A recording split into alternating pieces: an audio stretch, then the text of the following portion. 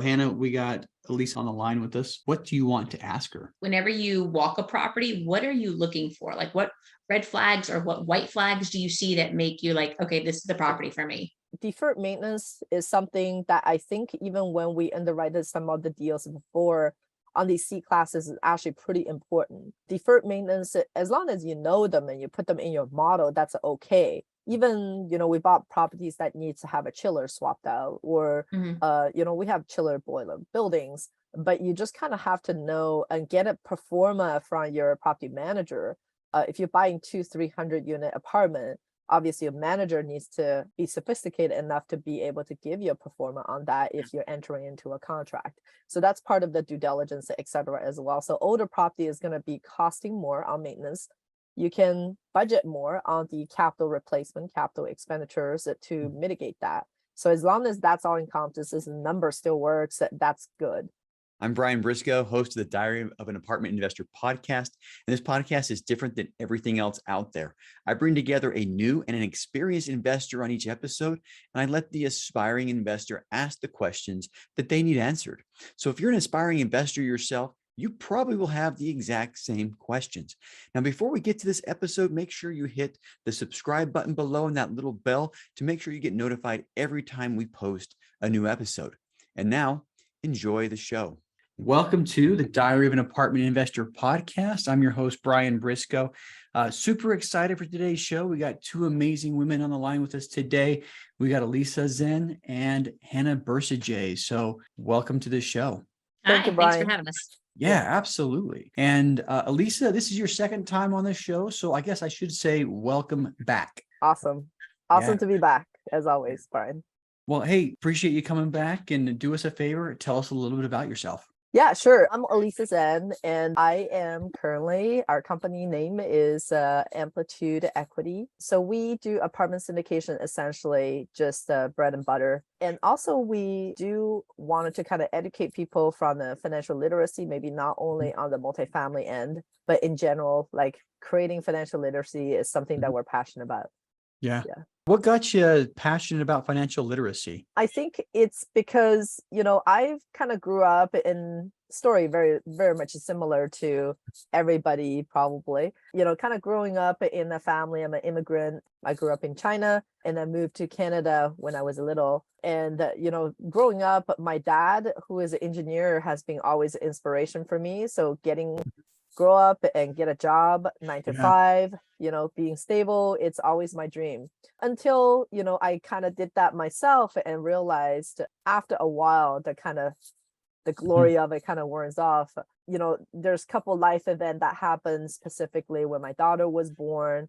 It made me kind of start questioning about there must be freedom outside of just 9 to 5, the traditional 9 to 5. So that's kind of when we started investing in multifamily. Long story short, we've now having a business. That's kind of all I do. Along the way, I kind of discovered really my passions about entrepreneurship. But all this kind of started with understanding financial literacy. There's a book, I'm sure everybody kind of read about this, The Rich Dad, Poor Dad.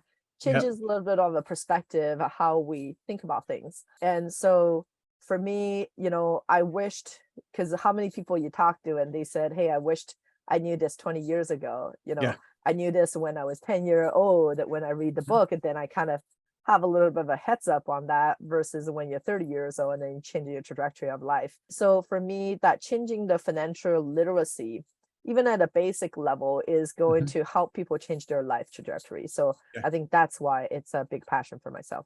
Yeah, I love it. And I think, everybody's raised with some sort of money script. And I would bet most people that read that Rich Dad, Poor Dad book kind of align on the poor dad side, and so I think for everybody, there's that, oh my goodness, we should be doing stuff different. I think everybody has that hopefully everybody has that realization, but well, cool. So how long have you been doing multifamily in general? I have been investing in real estate since 2009. Okay. And I invested in multifamily starting from fourplexes since 2014. Awesome. So you started buying fourplexes on your own, or did you have partners? How did that? Yeah, when you first start, we bought stuff using my own saving.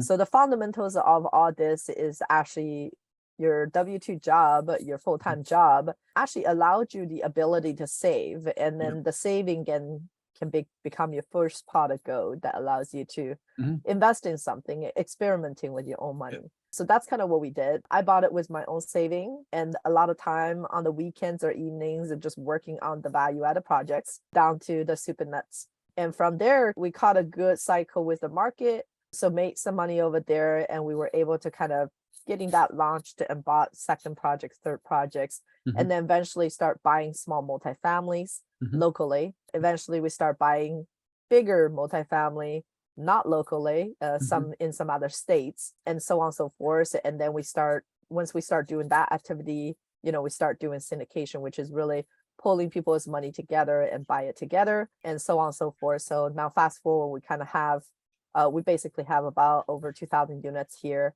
in Texas and Phoenix. And basically that's kind of the rest of the journey. Awesome. Awesome. Sounds great. So from immigrant, becoming born in China, coming to the US, started buying real estate 2009, fourplexes to larger in 2,000 units. That's a pretty good story there. So I like it.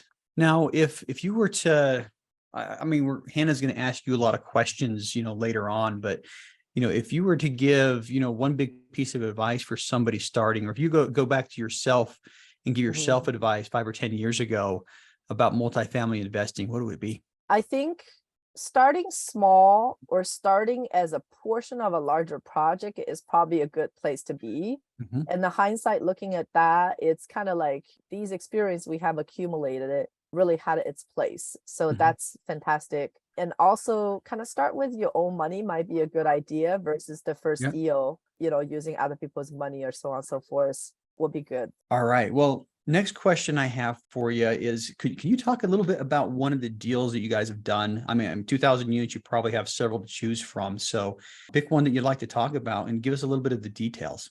Yeah, definitely. So we have a property that we sold, and I'm actually going to pick one that's like maybe a little bit challenging throughout the Mhm. process and so on and so forth. Ooh, that's All better. the projects are not as expected. It's Mhm. either better than expected, and most of the project is going to have some hiccups. Mhm. And you have to kind of just deal with that. So basically, we bought a project that is in Phoenix, I think, one of the Mhm. first Phoenix projects that we bought. And that's during a time when we bought it right away after half year of operating the deal, we were hit with COVID. So during the COVID time, it's pretty scary time when that first happened because the tenants essentially are giving the pass to Mhm. not pay their rent. Most tenants continue pay their rent, but some kind of want to just riding the Mhm. free train, right? But the prospect of it is really scary when it first happened. So there's a lot of adjustment that we had to do with our business plan. Also, during that period when we bought the deal, we had a partnerships over there. One of my foot on the ground folks supposed to be the main asset management, but he then decided actually to pursue other opportunities. So as me living in Seattle, having to become the main asset management, really not by design, we have to kind of figure out a few things. So I think as you kind of go into these operations, if you're operator, you got to have to really pivot and then Mhm. understanding what is not working. Should we stick with it? Are we going to change? If there's responsibilities, you have responsibility for your investors, and then you have to figure out a way to get it working. So Yeah. similar with that challenge, and then later on, the tenant not paying. But I think during these hard condition, like challenging time, is when you kind of truly know who is a real friend, who is supporting you, but Yeah. also the grit of the operator kind of start to show. So Mhm. it's kind of part of it is not giving up. Sometimes it's actually know when to give up if Mhm. things doesn't work. If you're doing it 3 times, 4 times, and it's not going to change the outcome. It's going Yeah. to change it. So we were being really resourceful. The other lesson I learned from there is really about networking Mhm. because it is a small community, but it's also a very large community. So Mhm. if you're doing something and you're having a challenging right now, there's someone who has gone through that. Yeah. So it's the network that helps you and understand. And sometimes none of us gone through that, like tenant not paying rent. That was okay by the Fed. That Yeah. never happened before, right? That was weird, So, actually. Yeah. It was just like, right. wait a sec. The government just said people don't have to pay rent. Yeah, Like, oh my government God. takes Yeah. away your income abilities, which is unforeseen. And then we're seeing some of that stuff right Mhm. now is government takes you away you profit at the equity by hiking up the interest rate, creating the market conditions, very challenging time. And then just be able to kind of pivot through that. So there was innovation. So there are a couple elements over there is that you got to be on the front on innovation. So if other people are doing what is working, technology is actually one way to reduce your costs, increase your efficiency. So at the time, we found things like a Rhino, which is kind of or sure deposit, which allows your tenant to lower moving fees. And then we use some of their deposit to be able to pay their rents. So programs like that. And then the second, it actually makes you stronger and make your tenant and manager relationships tighter. So we realized that, everybody is a human. If faced to be, oh, I don't need to pay my rent, but there's still basic morals involved. So if you build up really good tenant relationships, it's kind of like managers on the other hand, it's your friend. You're not going to make your friend kind of carry through this burden. Yeah, you're not going to not pay on a friend. You correct. should not pay on a friend, right? Yeah. Right. Yeah, exactly. So, the tenant relationships is really important, providing the service. And then other areas to kind of think about, well, COVID, this phenomenal. So there are actually opportunity in these challenging times where you're seeing, like, if something isn't working, maybe we need to change our business plan because we're not sure if people are going to pay us. So maybe we should stop renovation for interior, but look at amenities like a washer and dryer. Everybody's scared to go into the laundry room and do common laundries. So could we actually accelerate the adding laundry inside a unit, which essentially gives you some sort of premiums and so on and so forth. So that's actually really desired. So things that you have to do to change your business plans and working with your lender very closely on that. So long story short, obviously we know what happened with COVID. The market really recovered in an accelerated manner. We will eventually make quite a bit profit on that deal despite all the challenges. But part of it is also frequent communication with your investor because your investor is also scared. And in some cases, you may have to stop your distribution. At that time, we didn't because we had a lot of reserve. That was actually a good lesson learned, which is having a lot of reserves. And so we didn't end up doing capital call or halting distribution. But we've seen other projects manage us through. If you have to do a capital call, frequent communication with your investors are absolutely necessary. Yeah.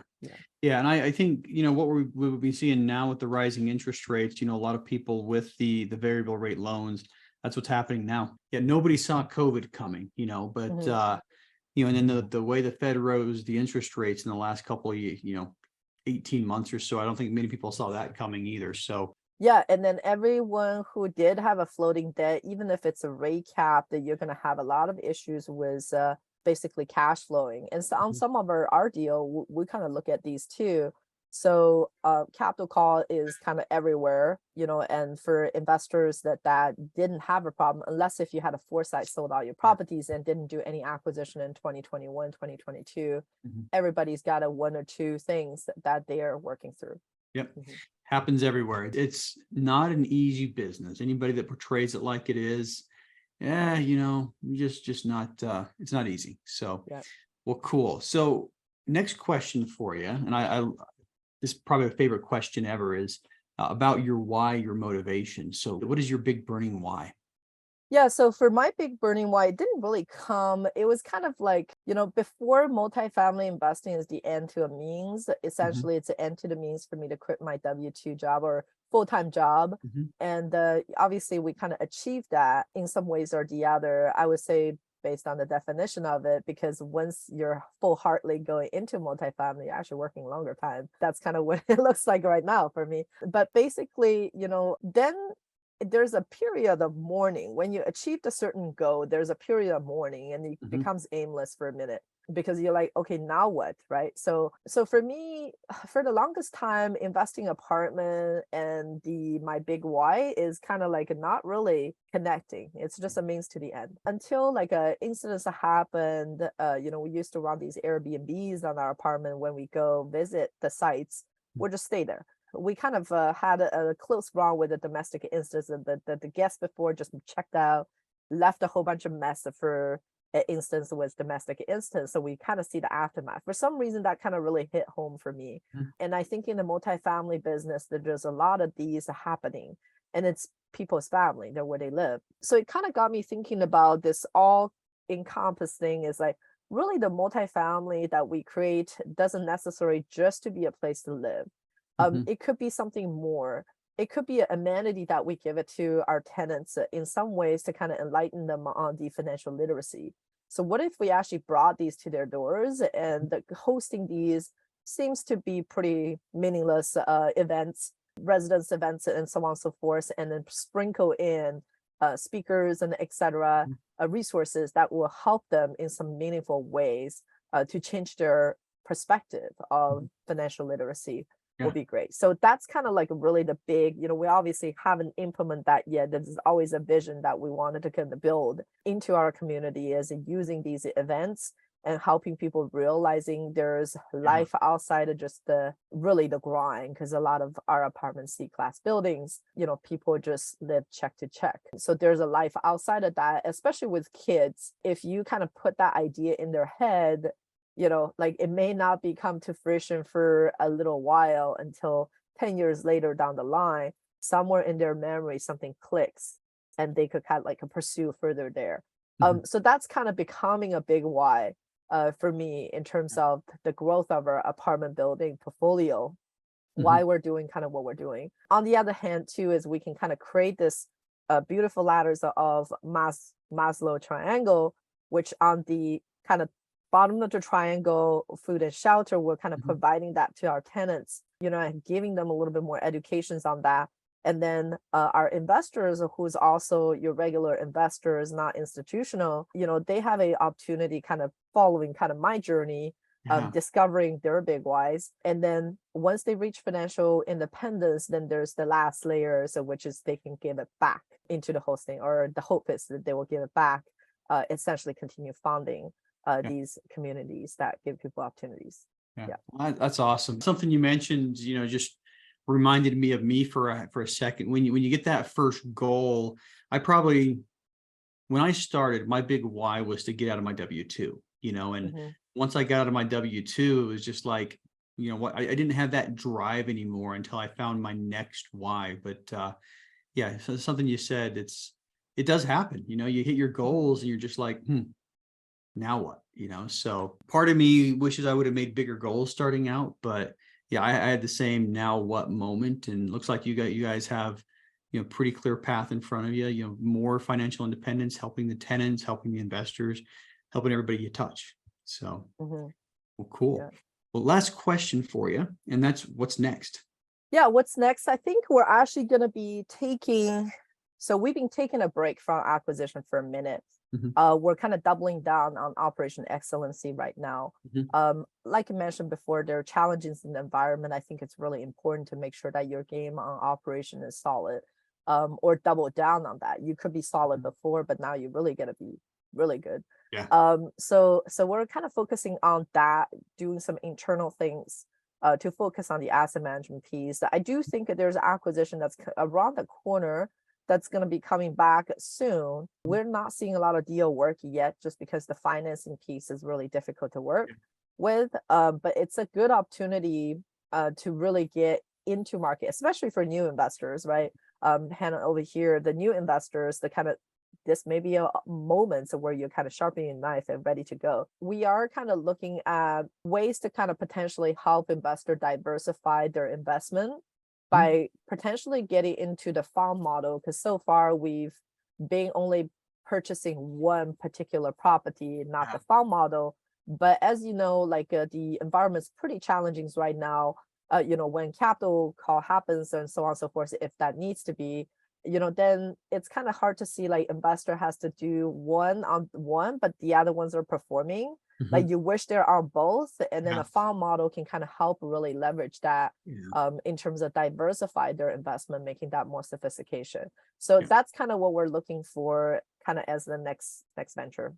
Yeah, I love that idea. I mean, when looking at our long-term plan, that's going to be in there, 2 to 3 years from now. So I think a lot of people, a lot of operators, tend to get to that point where they have the exact same conversation. It's like, all right, it's time to do a fund. Let's do it. But well, cool. Well, best of luck with that.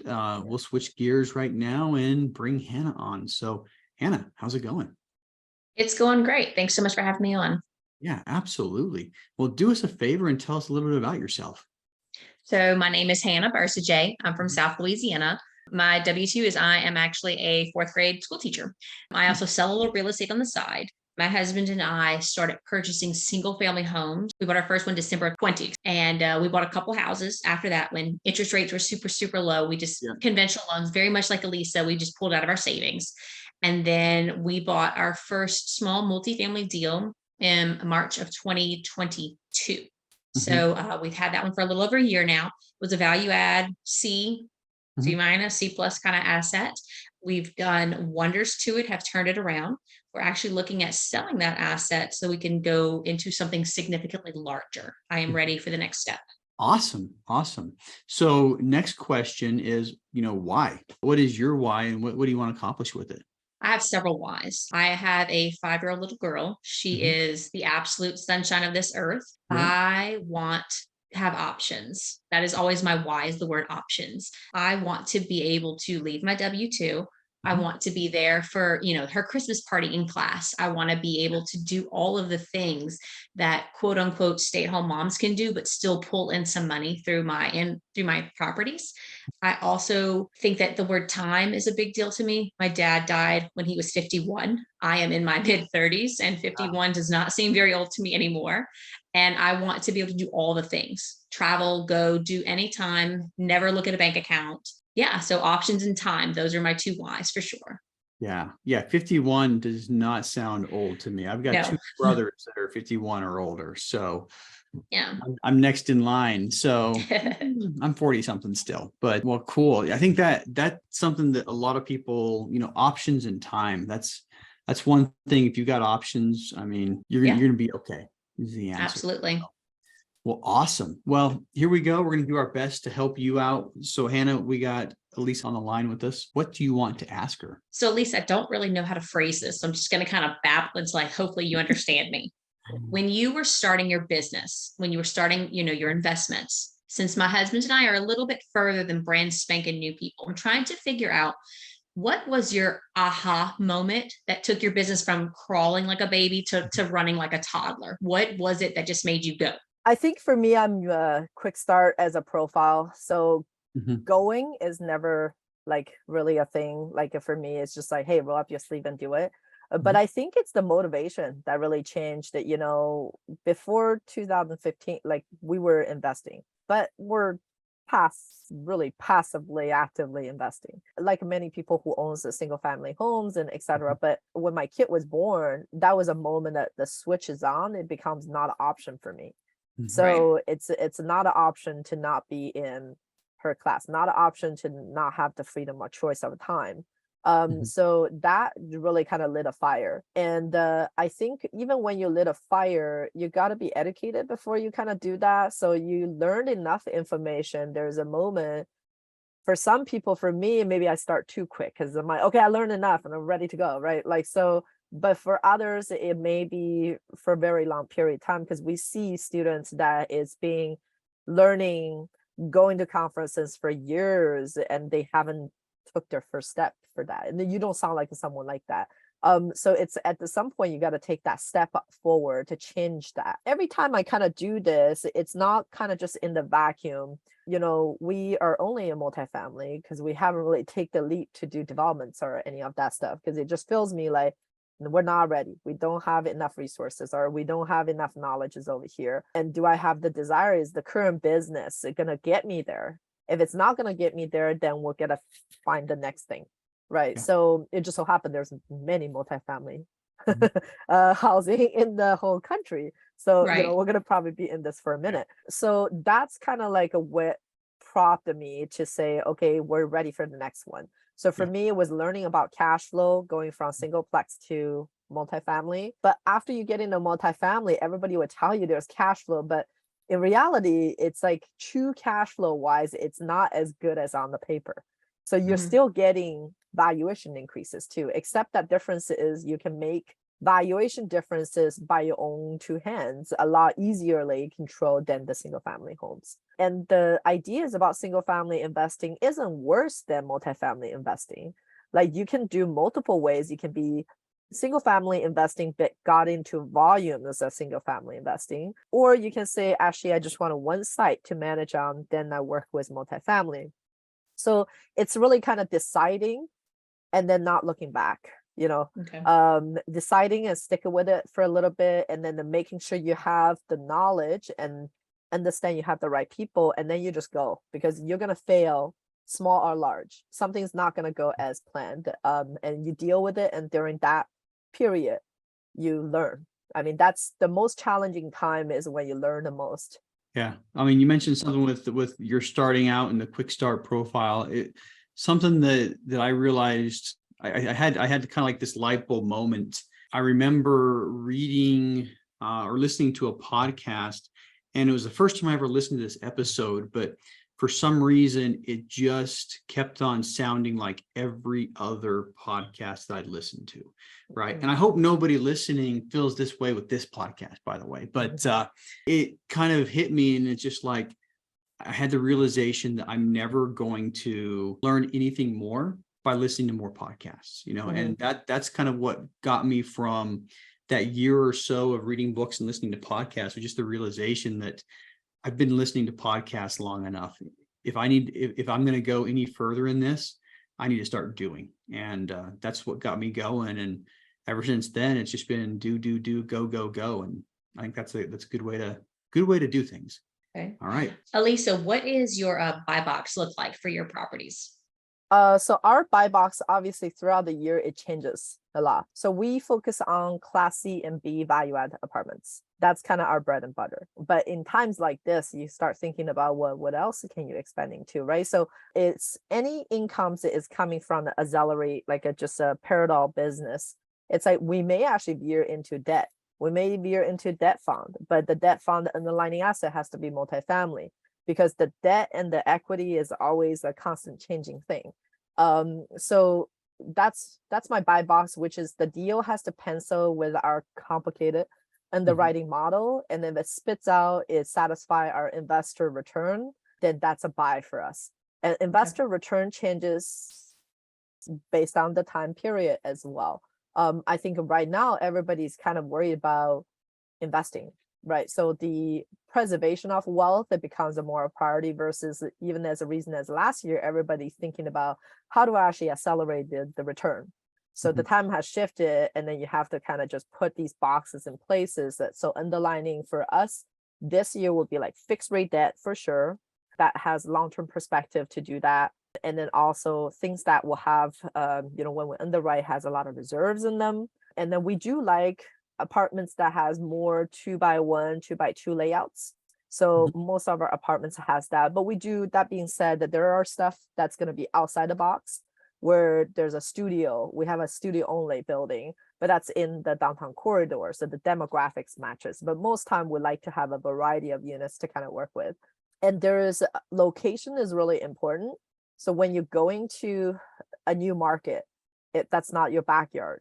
Even your backyard's a market. So you want it to be concentrated on 1, 2, 3, maybe at most three locations to underwrite your deal. And once you have a deal, you're going to try to build around them, not, one deal over here, one deal over there. Like that's going to take your resources everywhere else. So it's kind of building your building blocks and building your unit counts in proximity. So these are kind of some of our buy boxes, which is close to our current portfolio. Phoenix and Texas are where we at. And, B and C classes value add, maybe if we're lucky, nothing really pencils out. But if it's, an older Class A that has value add, we would want to look at that.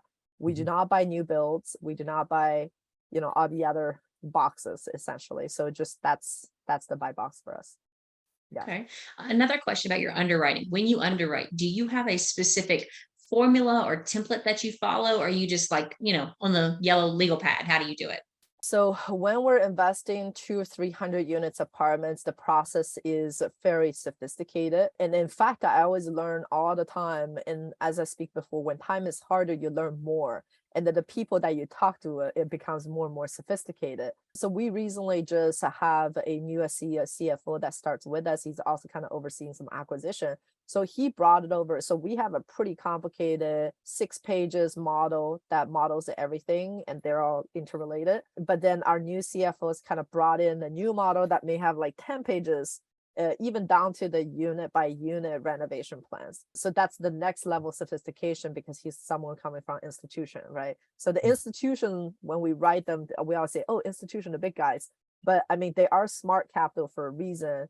And a lot of these modelings and et cetera, that's very sophisticated. So to a degree, we're kind of graduated from that class over there, and we're not laying on additional modelings in terms of looking at the plan that can be executable once the project is taken over. Because the more planning that you do up in the front, more due diligence you do up in the front, it's going to help you stay on your course better later on. Okay, so speaking of due diligence, whenever you walk a property, what are you looking for? Like, what red flags or what white flags do you see that make you like, okay, this is the property for me? Yeah, so I think deferred maintenance is something that I think even when we underwrite some of the deals before on these C classes is actually pretty important. Deferred maintenance, as long as you know them and you put them in your model, that's okay. Even, we bought properties that need to have a chiller swapped out, or, we have chiller boiler buildings, but you just kind of have to know and get a pro forma from your property manager. If you're buying 200-300 unit apartment, obviously a manager needs to be sophisticated enough to be able to give you a pro forma on that if you're entering into a contract. So that's part of the due diligence, et cetera, as well. So older property is going to be costing more on maintenance. You can budget more on the capital replacement, capital expenditures to mitigate that. So as long as that's all encompasses, the number still works, that's good. Other red flags of what I would see is actually tenant location, demographics. We're just not the type of operator that would really go after the asset. There are plenty of asset managers that does go after the assets. There's the most amount of value add, right? And in this environment, make a little bit more sense because it's all forced value. It's something that you can control versus market can control. So, but we're not in these. Sometimes we are surprised that because, hey, the roof, even after all the due diligence you do, there may be something happening to it and that you didn't expect it. So C classes, I think you just got to add in a little bit more buffer and making sure that's getting added into your analysis and making sure that you accounted for these. Yeah. So red flags, I would say definitely do a crime. Crime is a big thing. We don't like high crime area.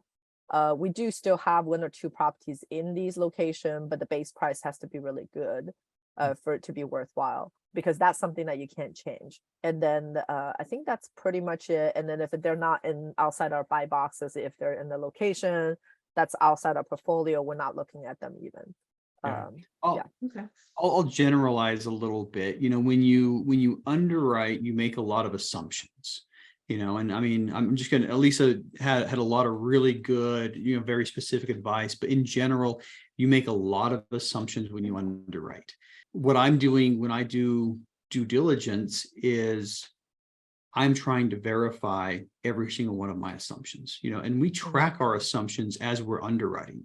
Okay, we're going to make an assumption that it's going to cost X amount of dollars to renovate every unit. Okay, we're going to make an assumption that, and almost every single line on our spreadsheet as we're underwriting has some level of assumption in there. And so really what you do during due diligence is you're trying to verify all of your assumptions, because every time you have an assumption that's not verified, you're adding a little layer of risk in there. So you're going to get a lot of documents from the seller. Okay, and with those documents, you can verify a lot of the number assumptions. When you're doing your physical due diligence, you're verifying the condition of the property, and as Elisa said, the deferred maintenance is part of that. You're going to make an assumption on there's going to be this much CapEx that we have to do, which includes all the deferred maintenance. And so you're going to go in, look around, and okay, my assumptions are correct, or hey, there's that chiller right there that we're going to have to replace. Add $30,000 to our CapEx budget. Is that what a chiller costs? About 30? Way more. Yeah. Way more? Okay. Yeah, I've never done a chiller before. But... And then sometimes the chiller and the piping, you got to repipe that. That's the big dog. Ooh, yeah. So, but yeah, and I think to generalize due diligence, you are verifying every assumption that you've made and looking for things that, looking for deal killers. Yeah. And sometimes you got to be careful with also in Houston, for example, by deal there. So we're Mhm. very specific on the north corner of Houston. We're not looking at deals even in Katy or any of Mhm. these that's because there's hurricane impact. The Mhm. hurricane impact and not only, and then flood zone is a very important thing too. So some deals, they're going to be not on the floodplain, but when you go on the site that there's, when we're talking with staff too, like there's stuff that you find out, you're like, maybe partially of this property was flooded before, right? Yeah. So you rather to be transparent up in the front. Most sellers are like that, but not all sellers are like that. So these are things that just like a big red flag. We don't want to do that. But otherwise, you know what you're investing, and then you just have to verify, like Brian said, exactly verify what your assumption is if your business plan is going to be feasible, because the verification you did.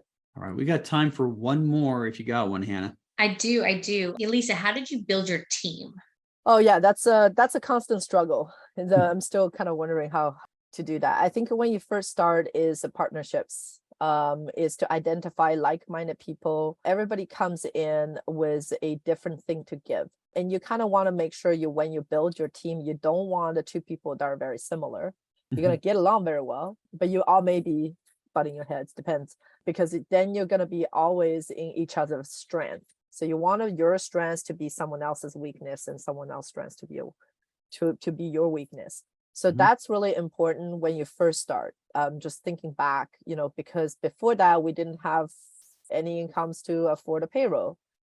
So then you can only do partnerships. So you're gonna give equity. And after that, it's about crafting out your org chart and understanding who do you need for the next developments, for your next stage of development. And then you're constantly seeking that person as you go. There's all these recruiting and etc. that happens too. But I was kind of lucky enough whenever we were thinking about a position to be hired, someone kind of comes into mind. I would say there's value in hire people or partner with people, really when you first start, partner with people that may already have experience doing what they're doing, what you want them to do. I think that's going to save you some time. And that's a big hard lesson for me to learn, because when you first start, it's always really naturally you want to partner with people, or maybe that's your only option, to partner with people who are at your level. There's benefits to that, but then also when you hire people, you want to hire a person who has done this before. Your first couple hires are really crucial, because if they already know what they're doing, that's going to carry your team really far versus having to come back and be whining that. I've certainly made mistake over there, and that's a big hard lesson to learn.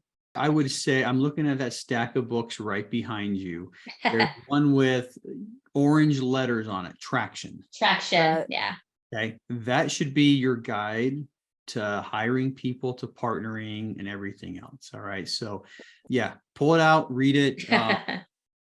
I just hired somebody last week. I'm hiring somebody else next week. There's a couple things in there, and I mean, I got an EOS implementer. The Traction book is all about the EOS system. It's basically like the EOS operating manual, and part of the hiring, and it applies to finding partners as well, is you have to have the same core values. That's the first thing that they walk through. And going through the hiring process 3 times in the last year, the first thing we do is we screen people for core values to make sure we have alignment. And then after we screen people for core values, there's 3 other things. They have to get it, they have to want it, and they have to have the capacity to do it. And those 3, that's kind of how I've decided to hire.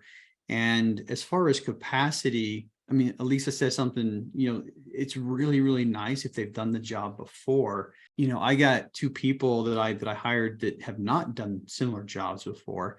And I think they're the perfect person on every other aspect, but you have to spend a lot of time training. So I would say hire more for potential, hire more for core values. And, I put once again, I'm hiring people, and Elisa, you made a great point earlier. Most people, when they start out, they're looking for partners, not employees. But I think it's the same principle. Look more on potential and just make sure people are learning and growing and doing the right things. Yeah, and then also making sure that you have roles and responsibilities, that kind of, at least the boxes of it to carve out. Like, because if you're gonna get into multifamily, then there are these different segments of multifamily that you need to do. Your acquisition, your operation, your capital raising, and your experience card, right? So all these 3, 4, like you gotta either your partner check both of these, you check both of them, like, but they gotta fill that. Yeah. And then the right Okay. personalities need to align with the jobs that they're going to be doing. It's okay that you're working. Once you start hiring more people, obviously you're going to hire people that's very similar to you to do the jobs that you're good at, that you wanted to scale out. And then you're going to hire the people that's opposite to you to do the jobs that you're really not good at, to do the scale out. So that kind of piece is the next layer. But where you're at right now, I think it's finding the right partners. Brian's exactly right. I think the core value, and then there's also this test that I do is like be talking to you every day. Could you have a conversation every day to be able to kind of brainstorm, and is there values that you can bring to each other? I think that's a very important thing too as a partner. I like that one. Can you stand talking with them every single day? Yeah, that's a big one. Good point. It's important because under stress, you're gonna have business and stress at some point.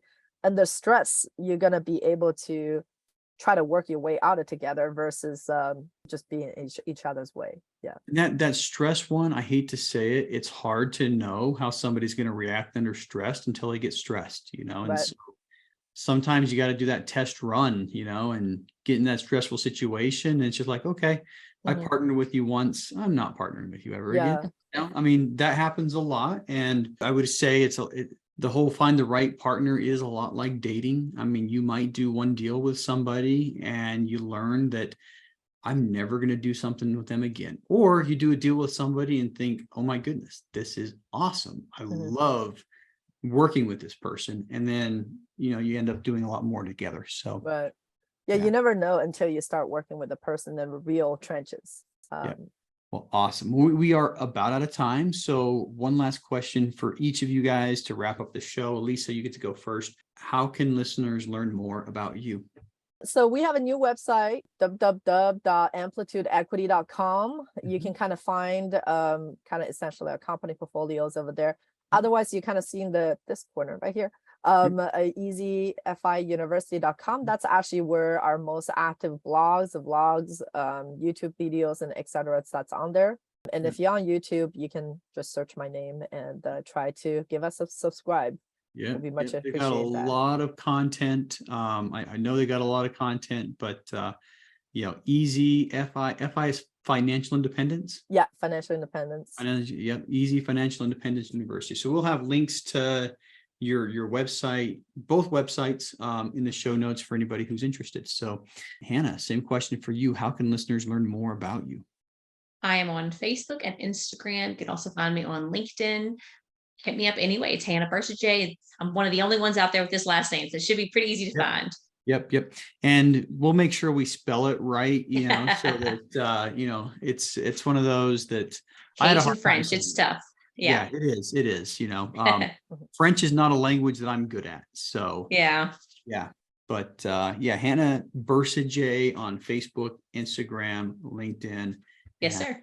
There we go. Awesome. And we'll put links to those in the show notes. So anyway, ladies, thanks so much for coming on the show today. We very much appreciate it. And yeah, hope you guys have a great rest of the day. Yeah. Thank you so much, Brian. I loved it. Thank you.